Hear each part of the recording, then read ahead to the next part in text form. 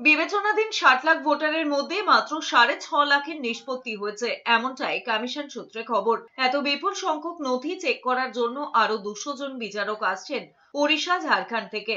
এরা 2 চব্বিশ পরগনা, 2 বর্ধমান, হাওড়া, হুগলি, নদিয়া এবং বীরভূমে এসআইআর এর কাজ করবেন। এরই মধ্যে রবিবার রাতেই কলকাতায় আসছেন নির্বাচন কমিশনের ফুল বেঞ্চ। মুখ্য নির্বাচন কমিশনার জ্ঞানেশ কুমার, 2 কমিশনার সুখবীর সিং সান্ধু এবং বিবেক যোশী ফুল বেঞ্চে থাকছেন। সোমবার এবং মঙ্গলবার ঠাসা কর্মসূচি রয়েছে। দফায় দফায় বৈঠক হবে রাজনৈতিক দল এবং প্রশাসনের সঙ্গে। এসআইআর এর কাজ এখনো চলছে, তারই মধ্যে ভোটের দামামা বেজে গিয়েছে। ইতিমধ্যেই কেন্দ্রীয় বাহিনী কলকাতা সহ জেলায় জেলায় রুটমার্চ শুরু করেছে।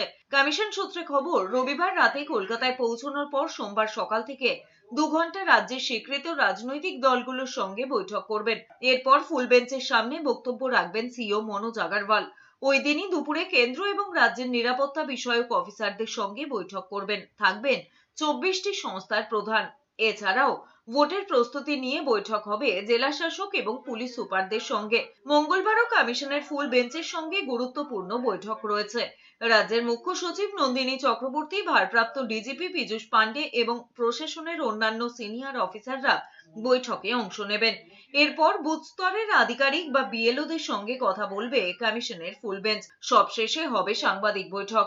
এরপর মঙ্গলবার বিকেলে দিল্লি ফিরে যাবেন জ্ঞানেশ কুমাররা। এরপরে সম্ভবত ভোট ঘোষণা করতে পারে কমিশন।